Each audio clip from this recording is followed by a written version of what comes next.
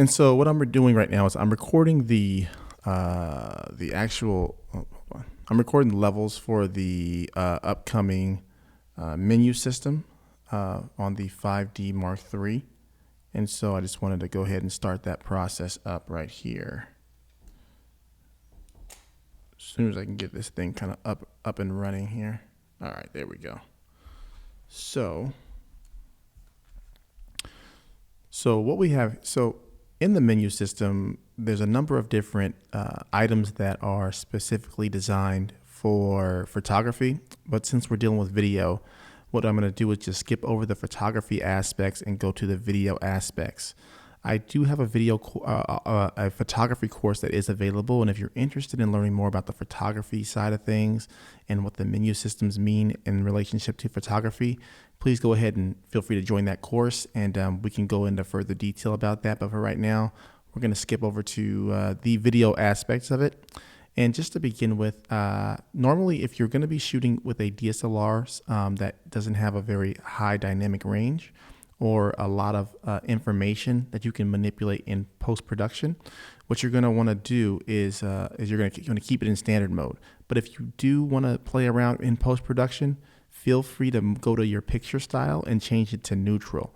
What that'll do is it'll create a neutral kind of like flat look, and then later on you can make those changes as you see fit to kind of fit the narrative that you want to take. And then the main thing that I want to get to is this part right here, which is the different modes. And so I want to start with the autofocus mode and the different options you have here. You have live mode, face, and quick mode. So what I want to talk to you guys about is the live mode. And what that is it's like a contrast detection. So the camera is going to use different contrasts in order to determine what it thinks should be in focus. And the face right here is just the same thing, but just it's going to try to prioritize face. Some of the older cameras like the 5D Mark III and other DSLRs, the face detection is not the best. So keep that in mind when you're using this. And then the quick mode is going to use your autofocus system in order to try to detect what it should be in focus. If you're going to be doing any type of narrative work or any type of work where you want to make sure that you control the focus, just remember it's always best to shoot in manual mode. I always shoot in manual mode unless I have a camera that I really trust the focus. So we'll go into different ways to shoot in manual mode later on, and just make sure that you know the tools that you can use in order to make sure that you have focus.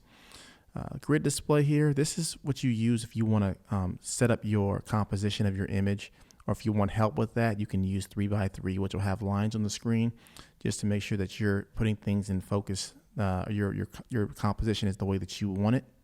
And this is the most important, in my opinion, right here, the movie record size. And this is going to be the size of the actual video that you're doing. So most of the time you're going to be shooting in 1080p or 1920 by 1080. And you're going to either pick 30 frames a second if you're shooting video, or if you want to shoot more of a film look, you're going to go for 24 frames a second.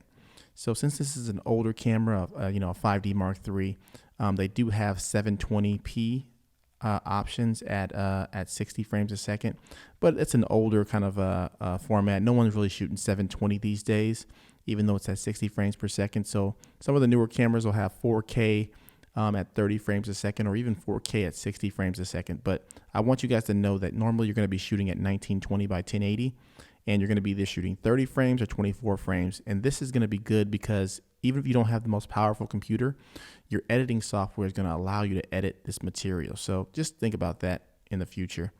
The sound recording, if you're going to be using the recording from your camera, what you're going to want to do is have a pair of headphones handy just to make sure that you can monitor your audio. And what I usually do is I actually just go to manual mode. That way the camera is not determining what I want to have, what I want the levels to be at. So if I think it's a little bit too hot, what I can do is I can just go ahead and just turn it down just a little bit and make sure that it's not too high and I'm not clipping my audio. So just go ahead and you can go to manual mode for that if you want.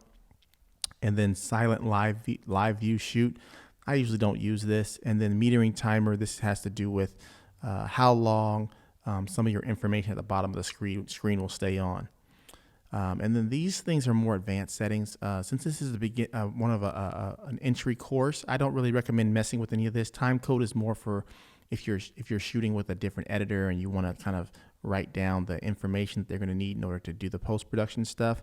That's kind of what you'll use that for. But I think that is a little bit more advanced, and we don't really need to worry about that. The main thing that I want you guys to worry about is knowing the basics of the menu system as it relates to video, and just making sure that you have the right video proportions that you want to use.